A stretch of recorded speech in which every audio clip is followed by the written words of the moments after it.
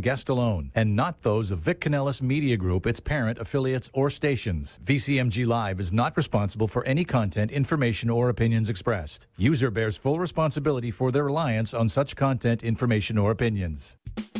Are you a family caregiver? Are you caregiving for someone who can no longer take care of themselves? Are you overwhelmed?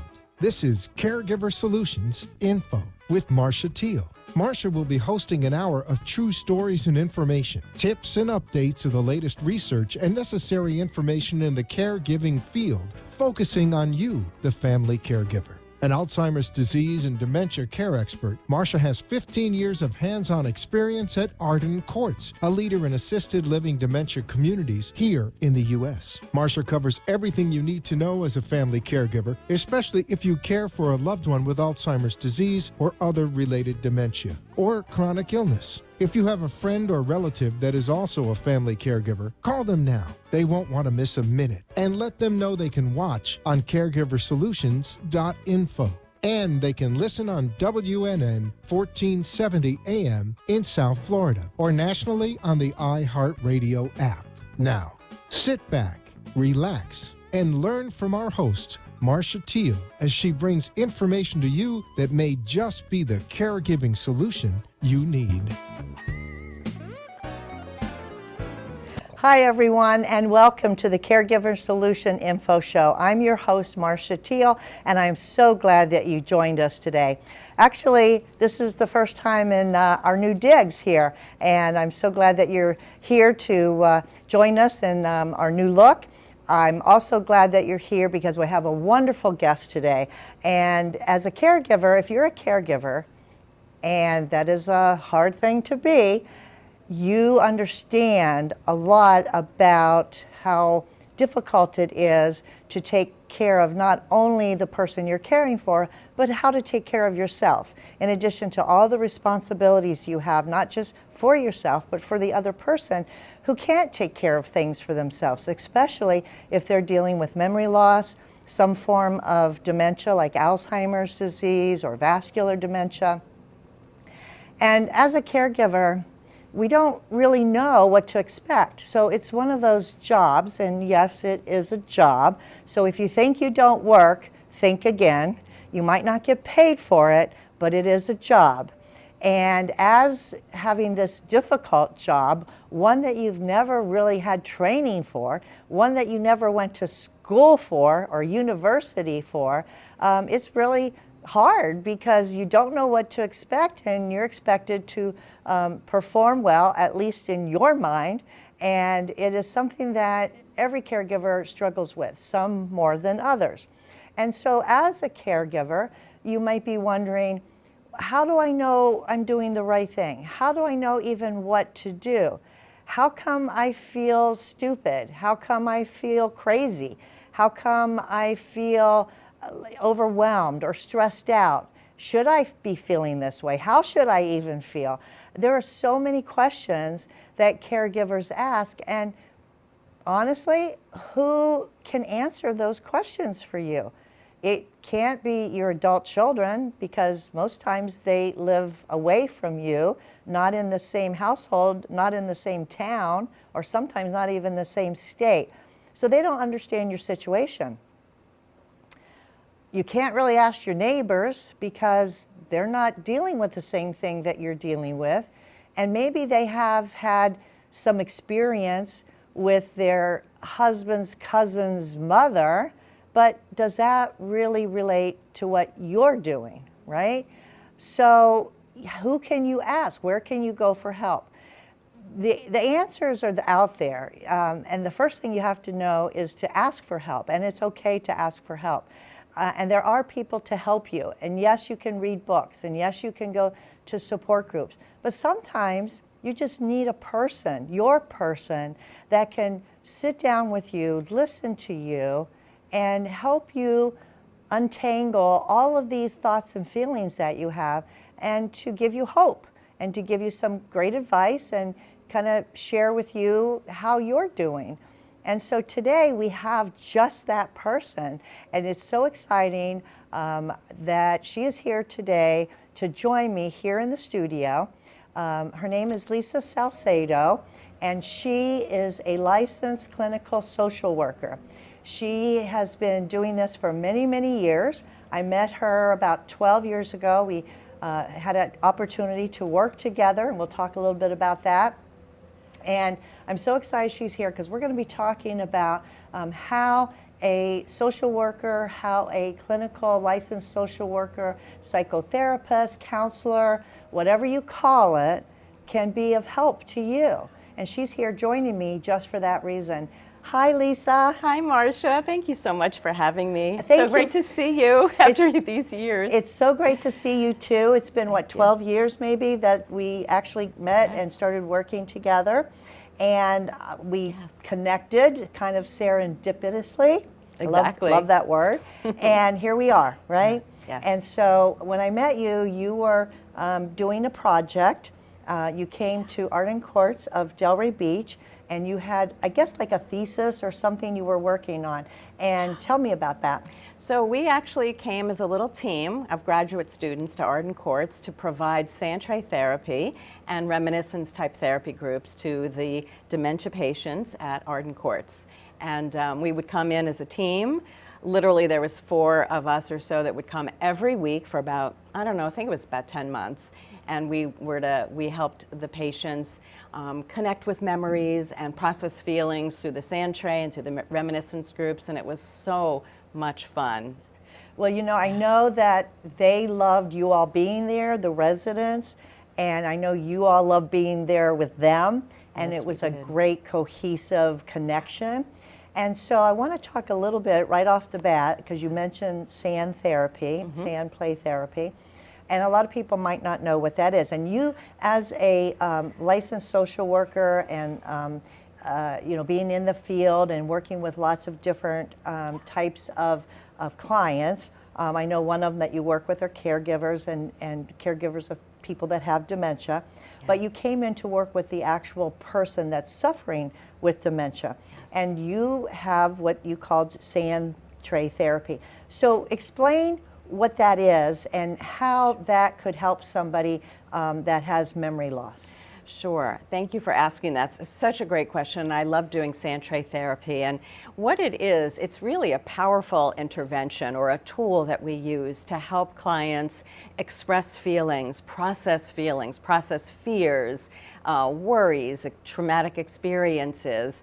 And what we do is we bring, actually we had sort of like a mobile unit when we used to come to Arden Courts. We'd come with like lasagna pans, the size of like little foil lasagna pans, and we'd bring sand, and I'd fill each one of the lasagna pans up with about 2 inches of sand. And then we came in with drawers and drawers, trays of what we call miniatures. They're little toys, little people toys, vehicles, landscaping, anything. Little houses. Little yes.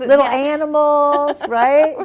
So much fun, yes. And each client would have a tray sitting in front of them with the sand in it, and then they would choose out of the trays. They would choose their little miniatures to create a little world or create a little scene. And we as the therapists, we would witness and just sit by them while they created a little scene in their tray, and then we would ask them afterwards, what's going on here? What did you do here? What did you create? And the stories that would come out of the clients' mouths were absolutely incredible. Is that right?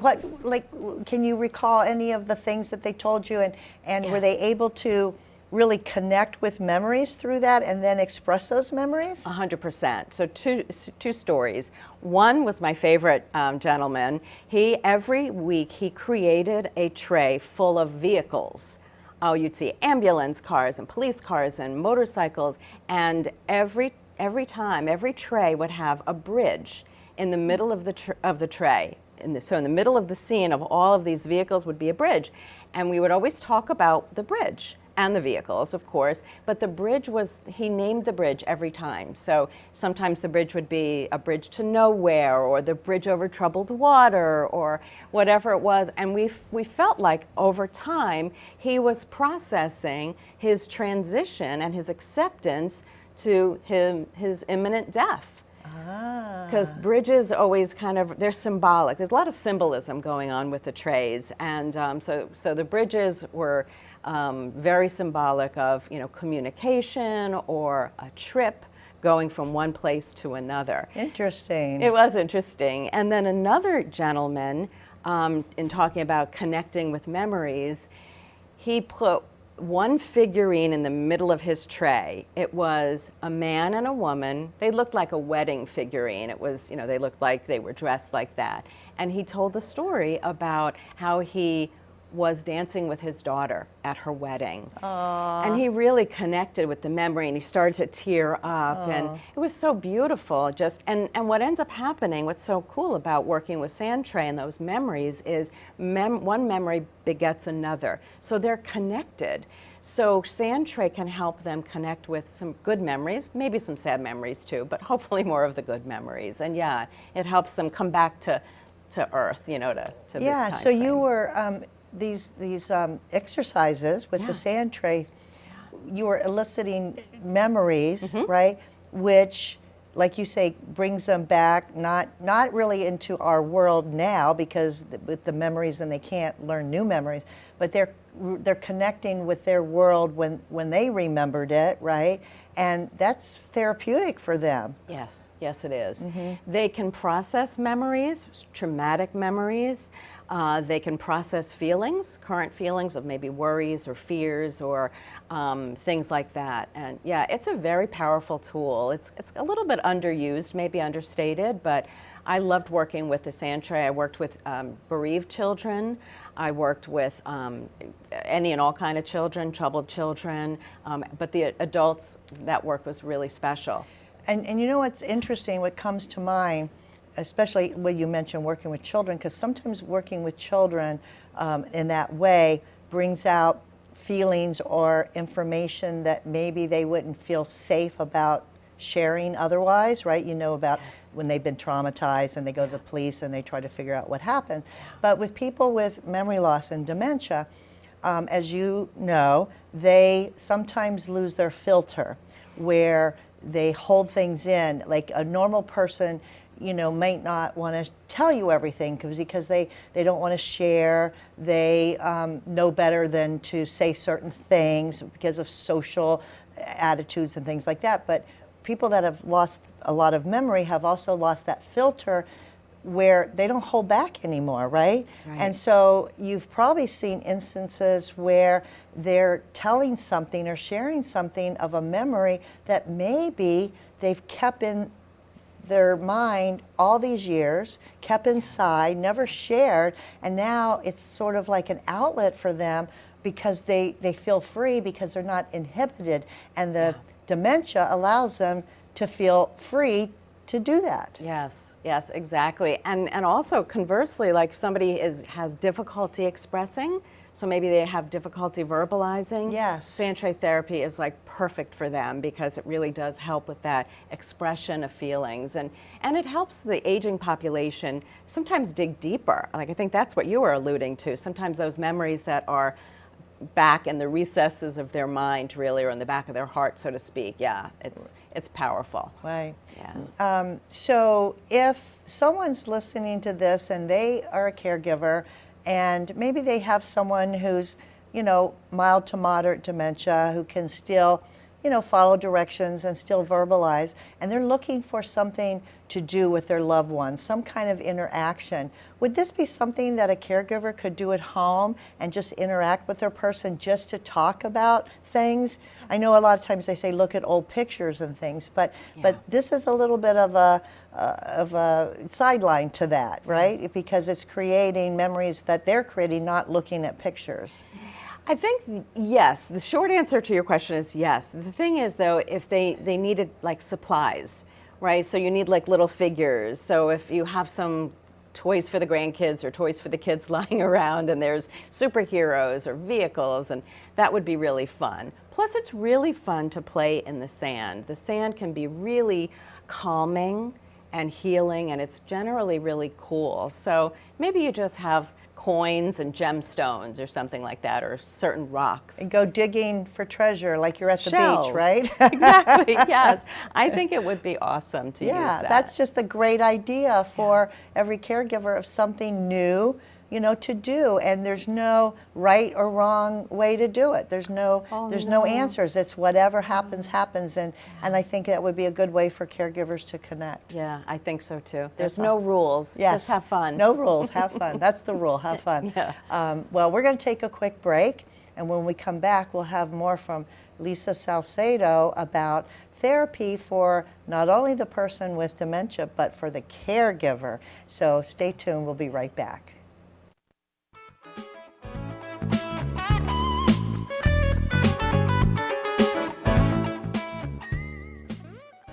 Arden Courts is not just a place to live, it's a place to call home. Residential living combined with quality caregiving. This is the philosophy behind Arden Courts. Communities created exclusively for individuals with Alzheimer's disease and related dementia who would benefit from a safe and structured environment.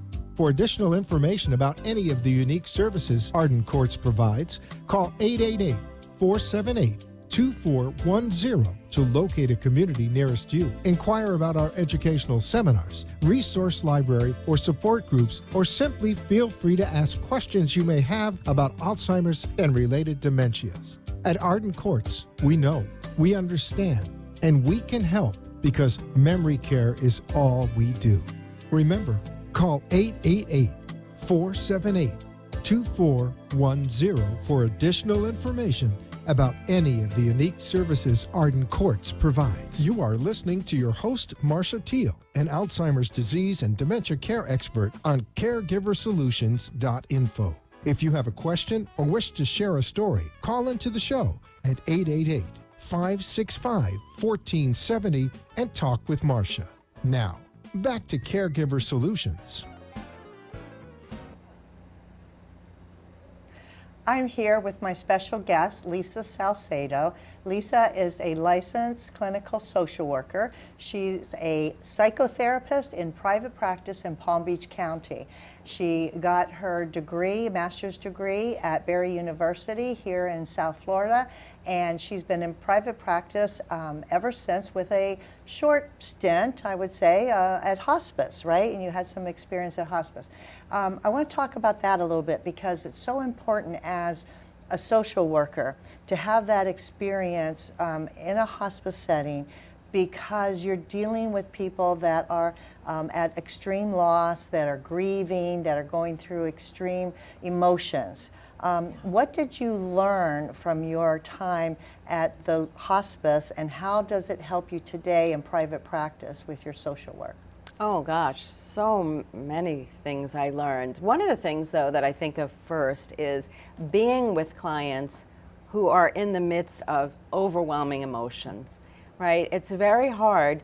Before I worked at hospice in the bereavement department, it was a little hard working with clients that were crying in front of you. Yeah. And Because all you can do is give them a tissue. Exactly. Yeah. And you're not in therapy, you're not supposed to stop the client from expressing those kind of feelings. So you really have to sit and hold space for them. And that's one of the things I got really good at, and I love that. I actually love the work of working with bereaved people. And I worked with kids ages 5 to 18 and also young adults as well. And then I did a lot of groups with adults, Right. regular adults. And caregivers that have been caring for someone with dementia, so you Yes. run the spectrum. Yes. But grief is grief, Yeah. and it's very difficult for people to, like you say, sit there and let someone express themselves, because we all want to come to their rescue. We all want to, oh, it's okay, don't worry, pat on the back, here's a tissue. Right. But you learn after you've done it for a while or been around it for a while that people do need to express themselves, and they do need that time to let it out and to vent and to just, to do whatever they need to do to process it, right? Exactly. Yeah. That you, So, being that you were in this for some time and experienced it with a lot of people, is there a difference in grieving over a loss of something or maybe a job, as opposed to grieving over someone who had dementia, or even grieving over, maybe a healthy husband who had a car accident versus an older spouse who you cared for 10 years that had Alzheimer's. Is there a difference in that process, do you think? So there's a lot of similarities. Grief is grief, like you were saying. There's lots of feelings that happen. There's sad, and it's not just anger or sadness. There's a myriad of feelings that one can feel when somebody actually loses a loved one, or even a job too, that kind of thing. When somebody is working with or grieving the loss of somebody who has had dementia, I think, well, let me just back up for just a second. When somebody has a loved one who has dementia, or really any kind of terminal illness, and that's not necessarily a terminal illness diagnosis, but there's something called anticipatory grief. So anticipatory grief begins when a diagnosis is given. So somebody with a diagnosis, say pancreatic cancer or even dementia, there's the beginnings of that anticipation of them passing away. So you start grieving right after the diagnosis because you kind of know it's coming. Yes. So that could go on for years, literally. Yes, exactly. And that's what I think is so difficult with caregiving a loved one that has dementia. You don't really know how long that grief or that is going to go on. I worked with a young girl in her 20s whose dad had a diagnosis of Alzheimer's, and she started grieving immediately because her dad was not her dad anymore. But he didn't pass until, I think, about 18 months afterwards. And so she had all that time to get all of the joyful memories and get some good stuff in there before he passed away, but he certainly wasn't her dad. And so she started grieving, and yeah, because he acted so different. Yeah, so different. And you grieve the loss of that person's personality, of everything. Yes. They just don't act the same, right? So it's very, very difficult. And so, speaking of grief, are there specific things that anyone should do or can do if they're going through the grieving process? Because I've talked to a lot of people who have lost their spouse, and some seem to be able to move on quicker than others, and others hang on for years and years. And I'm curious, from your perspective, the reason for that, is it just because of the connection they had, or is it something to do with the way they process grief? Sure. I wish it was that simple. Like I could just give you like a one line. It's because of this, Marcia. But it really is complicated, and everybody's grief journey is different. And that's what I think makes it so unique. Some things help one person but don't help another person. Some things that somebody says, oh, this was the best thing that I ever did. It really helped my grief journey move forward. And somebody else might say, no, that doesn't work for me. That makes me feel worse. So it really is about finding what helps you, what nurtures your soul, what helps you feel the feelings. I definitely think feeling the feelings and being able to express those feelings or externalize those feelings is one way of really grieving in a healthier manner. If you're somebody who is not wanting to grieve, I mean, listen, nobody likes to feel bad. Sad and angry and broken, and it's an awful feeling. But you do need to go through it, is what you're saying. You do. It does take a certain amount of courage, though, I think. And that's why I think going to either an individual therapist, a bereavement counselor, or going to a bereavement group can be so helpful, because it does what? Again, it helps externalize those feelings, talking about those feelings, or expressing them in other ways. Art, you could do dance therapy, you could express it, in so many different ways, but definitely getting those feelings out, because they're appropriate feelings. When we lose somebody, it's important to be able to validate and normalize those feelings for yourself, but it's hard work. So again, our culture really doesn't really encourage people to express their feelings. Like, we expect that people are going to get over the loss of their loved one in just a few days and get back to work or get back to life as normal. That's not really how it happens. Yeah.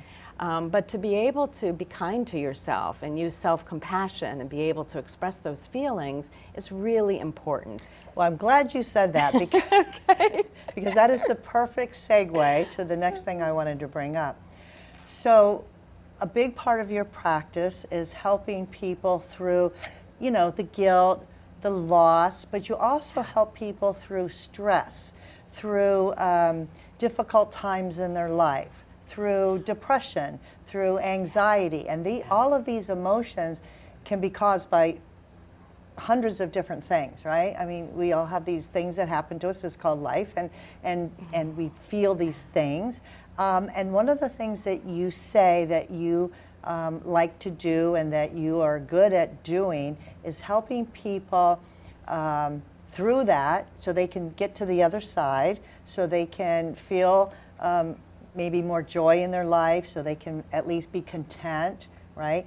And one of the ways that you help people is by something you call guilt-free self-care. And so you just mentioned a second ago about how to care for yourself, but you call it guilt-free self-care. So explain that. Oh, sure. I would love to. I love that you picked up on that. It really is true, though. Most people, when they do self-care, they think of, you know, going to the spa or the salon or, you know, being selfish. Mm-hmm.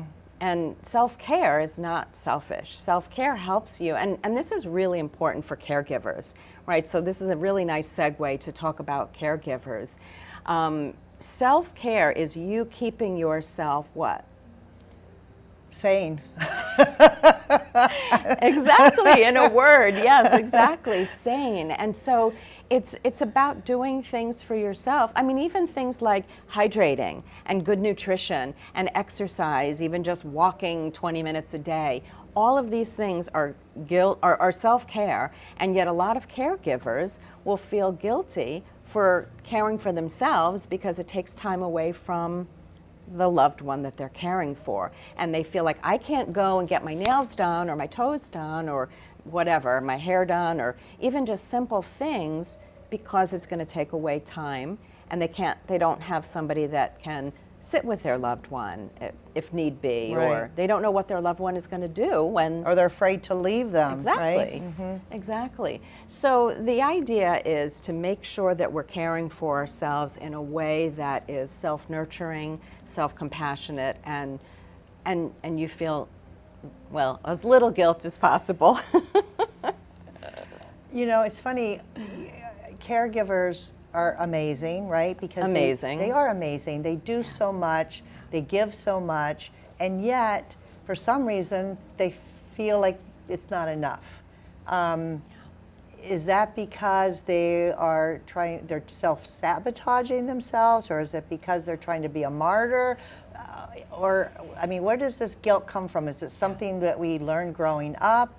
How does someone, need to accept that, yes, I am doing good for my person, I am doing the right thing?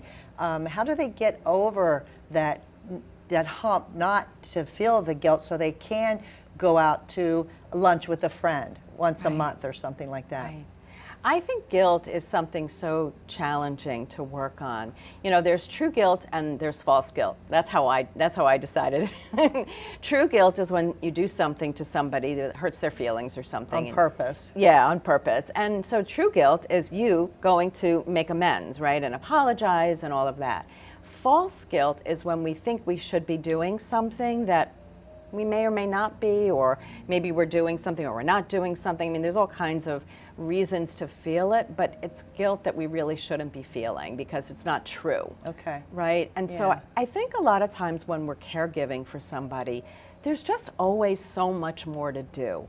There's another phone call to make. There's another lunch to make. But that's the same as a younger, healthy person going to work every day. You don't finish the job every single day and start over fresh. It's always something more to do. So they have to find a balance because, like, okay, this isn't going anywhere. It's going to be here on my desk tomorrow when I get back. So I'm just going to walk away from it, go home, be with my family, get a good night's sleep, come back the next day. So if people thought about that, being a caregiver, that it's never going to go away, but you can't do it all even in 24 hours. You're never going to get it done because it's always going to be there. Maybe that would help with the mentality of, okay, I did what I could do today. It's going to be there tomorrow. I'll tackle tomorrow's problems tomorrow. Yeah, that would be great. That would be awesome. It's a way to look at it, I think. It's a great way to look at it. I also think that the caregivers, in my experience working with caregivers,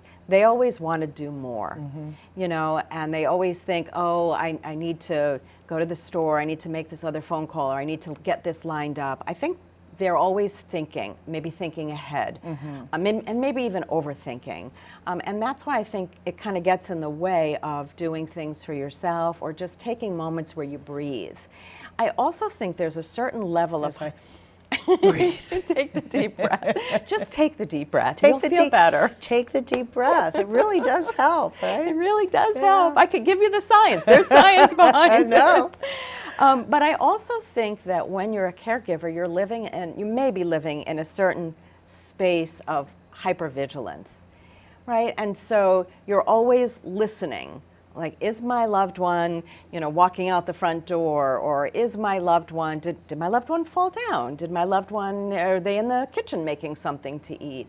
And I think it's very hard to relax when you're always kind of like this, like listening and straining to listen to what they're doing or what they're getting into. That causes someone to feel anxiety, right? Because you never know, and you're always like on pins and needles. Yes, and that's exactly right. And so sometimes they live in and we all do. I mean, I think when we're caregiving, maybe we're caregiving for children, right? Maybe we're caregiving for somebody who's ill, or somebody has a terminal illness or a dementia case. But I think it really is.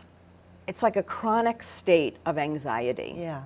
And that'll wear you down. Yes, and that's when people come to me, that's one of the things, when I hear clients talk about caregiving, my ears always perk up. I think, okay, I need to pay attention here, because caregivers do what? They pay more attention to their loved one than they do themselves. Not all the time, not everyone, not 24/7, right, but more than likely they're always caring. Yeah. And that's because they're wonderful people, of course. But I'm always watching for how can I help support my caregivers and help them think about themselves more, right? Because if they're healthier physically, mentally, emotionally, they're going to be a better caregiver in the end. Yes. Yeah. The old saying, you can't pour from an empty cup, is so true. But again, it's hard to take those moments for yourself. I remember when I was working at hospice years ago, our caregiver groups rarely had anybody show up. Why? Because caregivers can't take any time off. Because they're busy caregiving. They're caregiving. So it was really hard. We had to figure out a way to help caregivers. And I honestly think the whole telehealth, like the pandemic, really brought in kind of a whole new way of looking at how we can support our caregivers. And I kind of love that, you know. It's like the Zoom way of doing things. Of course, I don't use Zoom. I use a confidential platform, or even though Zoom has there was good that came out of bad, and so to speak, right? The silver lining of being a caregiver, you can't go out of your house to a support group, but you can still do it online in your home, and that became a really, really good way for caregivers to connect and not be so isolated. And a lot of them now that can go to a support group in person prefer to just do it the other way, the new way, because it works for them. Yeah, it really does. It's so convenient. I have clients who say, I don't want to do, regular in-person therapy anymore because it's so convenient to do it via telehealth. And I kind of love that too, because now I'm not, I was saving, when I started doing telehealth in March of 2020, I started saving 6 hours a week, not traveling back and forth to my office. See? So another blessing, right? Another silver lining. And I love those silver linings. We're going to take a quick break. We're going to be giving away a free book. So when we come back, have a pencil and paper ready, because you'll want to take advantage of this free offer. So stay with us.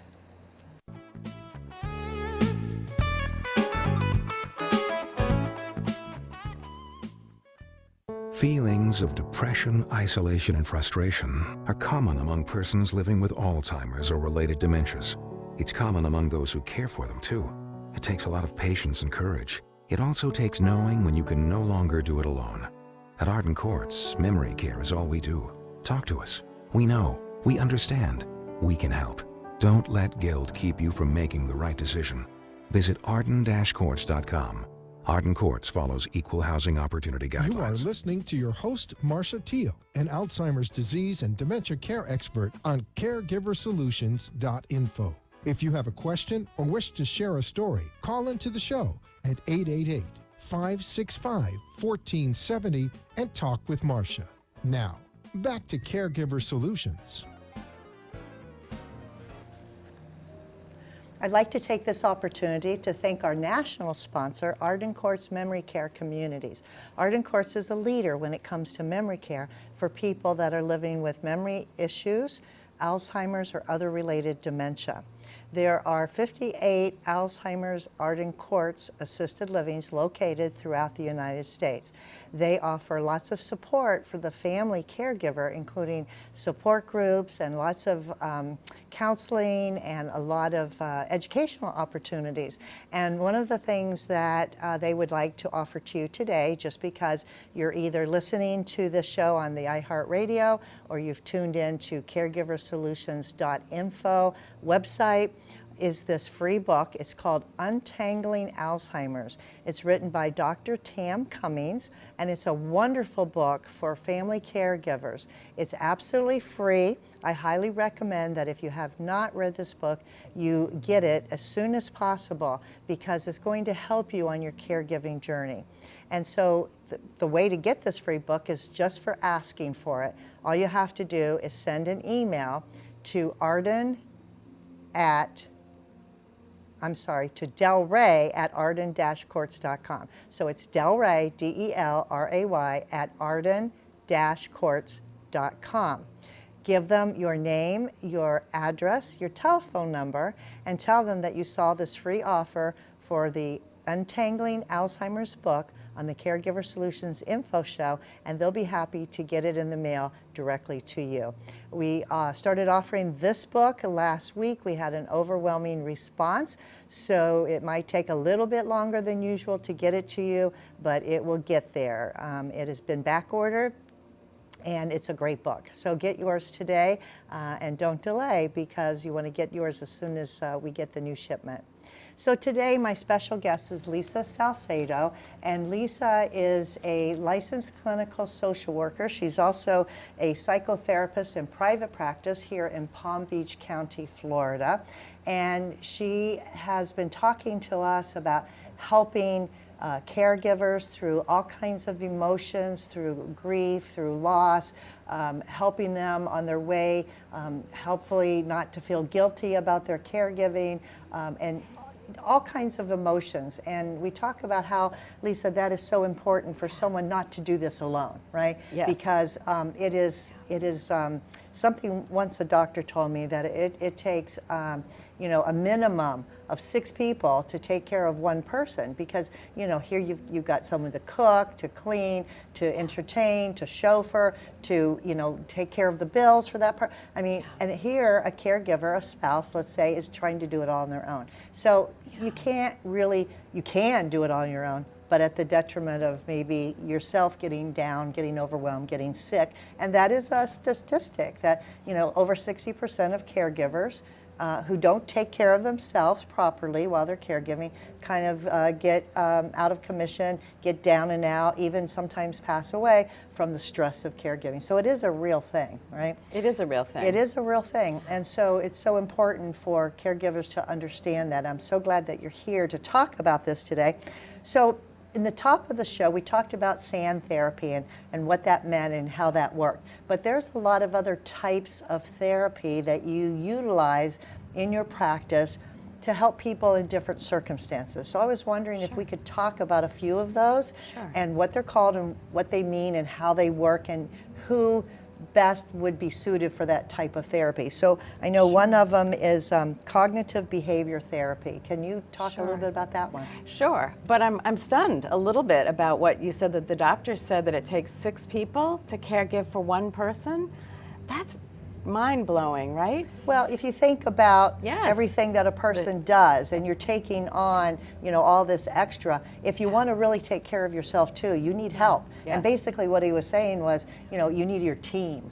You got to have Exactly. your team, get your team on board, Yes. the doctors and, your support group and, the team that's going to help you with your respite care and your education and all of that. So, if you think about it, it's not easy doing it alone, and people that have tried have literally ended up in the hospital, because I've had to go to the hospital more than once to have a spouse sign on the dotted line to help their loved one, because they were in the hospital and now their loved one didn't have a caregiver. Wow. So, I never want to see that again, but I have experienced it. Yes. And so it is true, and it is real. It's a real thing. Caregiver burnout, caregiver stress. Yeah, But exactly. so talk about some of the other ways that you do therapy to help people. Sure. Oh, so many different ways so many different therapies, honestly. I mean, there's so many things. Like when I was writing down the list and reading it, I thought, that's a lot of therapies, but there's a lot of things I don't do. So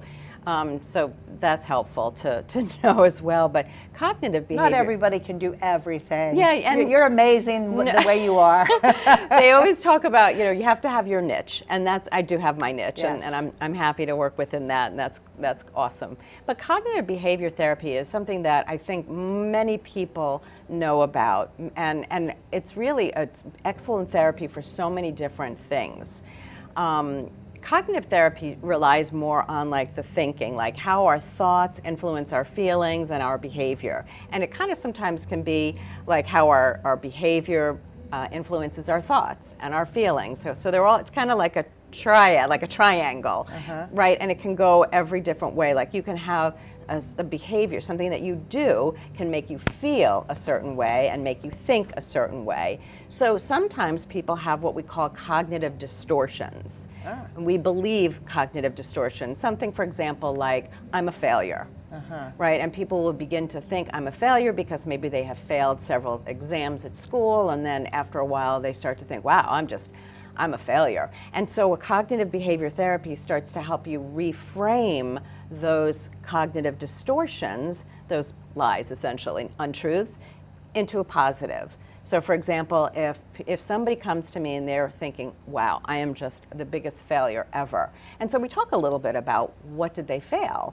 And then getting back to a way to reframe that belief in ourselves to saying well, I might have failed at that test, but exactly, but I'm not a failure overall. But I can also do better. I can do better. I Yep. can raise the score. I can, and things I can do, change your behavior to Yes. change your thinking. Yes, Sort of. It's all related. Isn't that funny? I mean, it really is all related. And so, somebody who comes to me who has difficulty making friends, because maybe they're like a negative Nelly, or maybe they just always come out first with the negative, or with pessimism. So we can talk a little bit about people like that. I think there's a How lot do I help them? there's a way just to reframe, to understand where that person's coming from, really dig deep into maybe it was the way they were raised as a child, and they again develop this way of thinking, and maybe just with a little bit of a shift, like a paradigm shift, we can make things, they can be a little bit more, positive in life. Not toxic positivity, but just a little bit more positive, and shift their life and become a little happier. And so you can do that with caregivers too. Whatever they're feeling, Yes. that they're not doing well, or whatever untruth that they're telling themselves, the way they see it. Well, exactly, because a lot of caregivers think they have to do everything by themselves, Yeah. right? And for some reason, they have to do that. I don't know. It's because maybe they, their parents modeled, that they really have to be a good caregiver, or they were a caregiver to their grandmother when they were a teenager, and so. Or I've had cases where caregivers think nobody can do it as good as they can. Yes. Right? So I'm the Yeah. only one that knows how to take care of my husband, and nobody else could step in my shoes and do it. And in a way, they're sort of right because they are the only ones that can do it that way, right? But it doesn't mean nobody else can do it. They might do Exactly. it differently, Yes. but it'll still get done. Exactly. I'm sure they're absolutely right. There is nobody probably better than them to do something. But does it have to be done to that extent and be Right. that perfect, or can it be just average and, Right. and get the job done? Right. Can it be a different day or Yep. a different time or a different way? And help people to look at the options, right? Instead of being just like so straight-laced about and adamant about things, because trying to stick to a schedule is very hard for Yes, caregivers. And I yes. always tell them, go with the flow, because what you plan today might, for this morning, it's going to be totally different, and it changes on a dime. So Yes. you have to be ready to go to plan B, C, D, right? Especially, I think, with patients who have dementia, right? Really, every day is not like the other. No. Yesterday might be very different from today. And so you do have to, I think, be a little bit more flexible and less rigid and get some help from somebody else. Yeah. Yeah, I love that idea. I don't think that we should be caregiving alone. We definitely need a team. I do think it takes a village in a lot of ways to caregive for people. One of my clients, when we were talking about self-care one day, said to me, and this was a young girl in her 20s, she said, when I'm doing good self-care, I'm doing something all day long. So if you think about, and I said, yeah, I mean, because you're always making sure you're eating right and hydrating enough and doing, you're exercising and taking breaks. Or imagine then taking care of not only yourself but one additional whole person. That's a lot of work. It is a lot of work. Getting help, It's almost like having, it's like a newborn baby. I mean, it's Yeah. constant, right? Yeah. So another one, I want to talk about another way that you help people through therapy. You have something called expressive arts. Okay. What's that all about? So expressive arts is basically like art therapy for those of us who are not registered art therapists. We call it expressive arts or expressive therapy. So you just doodle yourself until you doodle it all out of you, Yeah, right? you doodle out your emotions. Yeah, I could do that.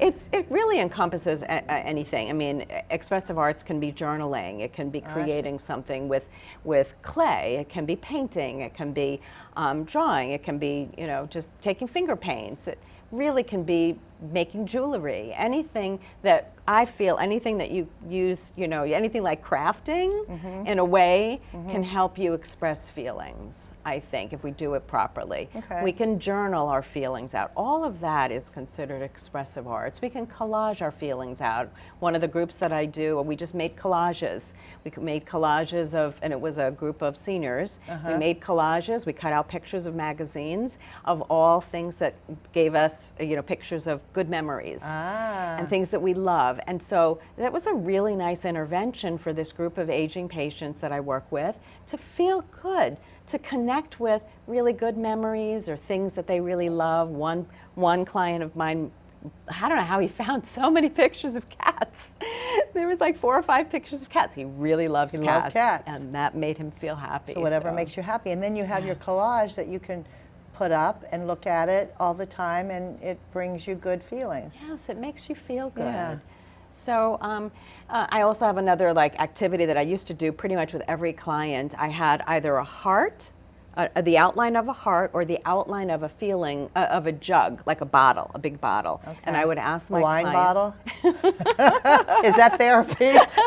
Okay, well, that might be therapy. For some people, it might Yes, be. we could make that therapy. Yeah, we could. And basically, it was a way to help them identify what feelings are in their heart. Ah. Right, and then they would color in the heart or the jug with how big that feeling was. So, sometimes people would say, oh, I'm feeling really sad and I'm feeling really happy at the same time. So, they'd make a heart that was half and half, half happy and half sad. So that again helps people identify feelings and also be able to, because once you have identified your feelings, which is hard sometimes, right? Because Yeah. sometimes feelings can, Well, meld together. Yeah, and feelings, like you said, come from sometimes your thoughts. So whatever you're thinking and you're feeling, and then you act on it, and you have to figure out what you're feeling before you can deal with it, right? Yeah. Yeah. Sometimes I just think, if you're feeling sort of uncomfortable, you might not know exactly, using any of the feeling words, but you're feeling uncomfortable, and so you have to make yourself feel better in a way. So Right. it's hard to identify feelings sometimes, because again, sometimes they can all be together, all together in a ball. But you're good at helping Yes. people identify those.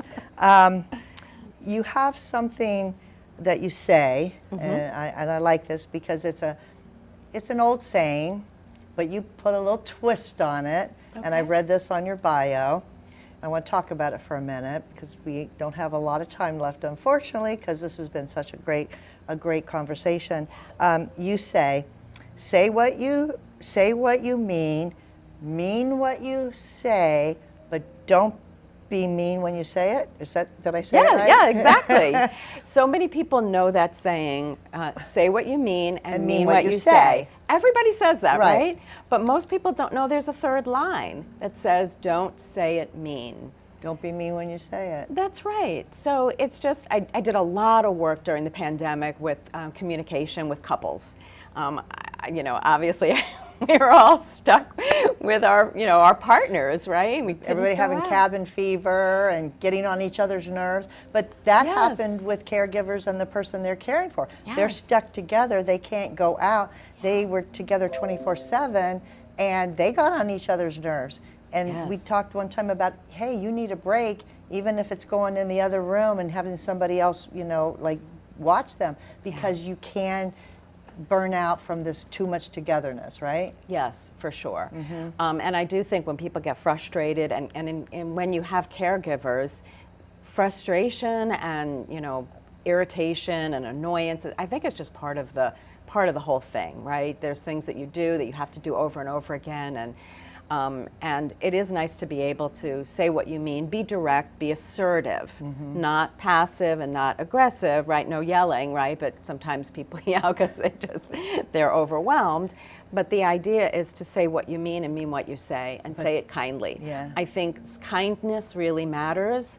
I know that's kind of a cliche, kindness matters, but I think understanding really matters. And I think when people seek first to understand each other and be kind, then I think it's so much better, because people then get more of what they want. Yeah.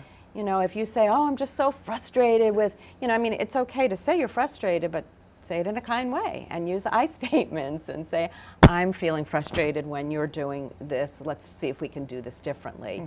But when we try to communicate and really try to communicate like we want things to change, it's best to be kind and understanding as well, and don't say it mean. And that reminds me of caregivers who, really, no fault of their own, they're caregiving for a spouse. They've been married 50, 60 years.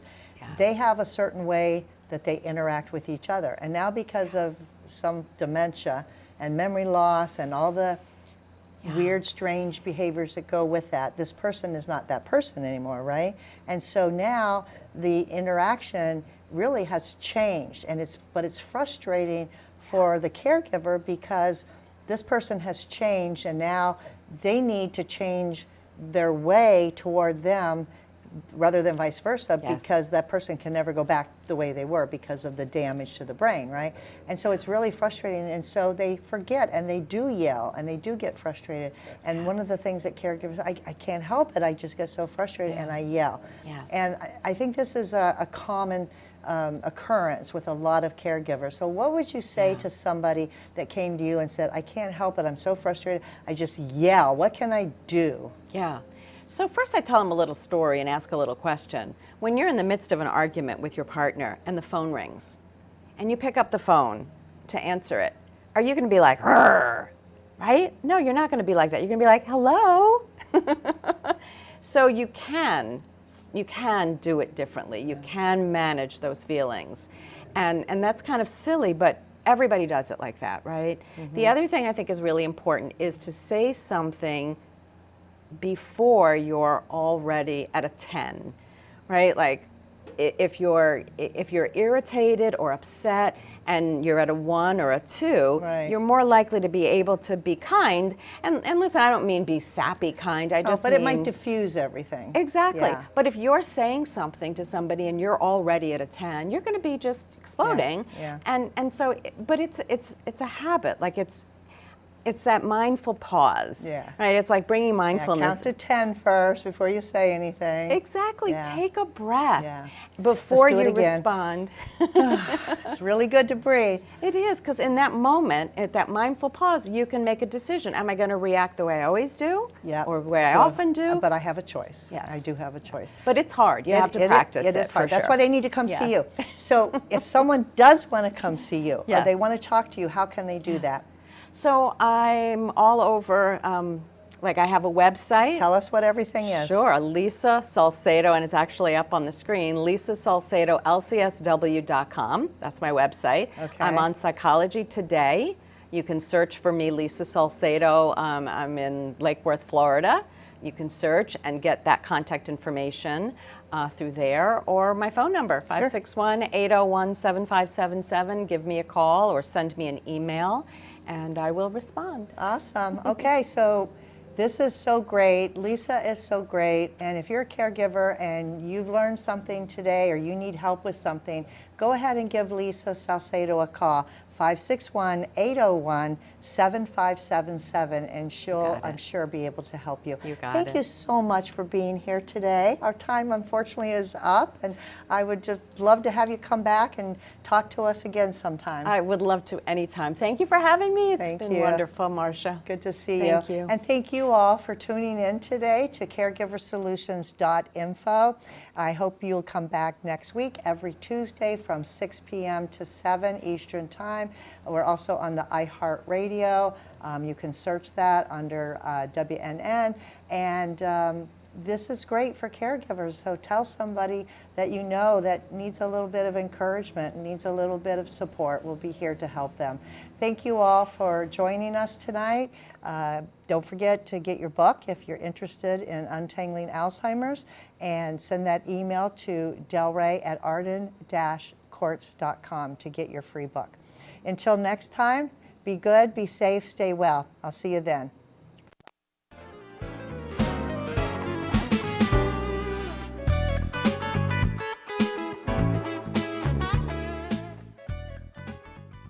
Thanks for joining us for this week's Caregiver Solutions with Marcia Teele. Join us next week as Marcia, who has 15 years of Alzheimer's disease and dementia care experience, brings you more needed information to help with the care of your loved one. This show can be seen again on caregiversolutions.info, and questions can be left on the site, which may be used on the program to help others. See you next week for more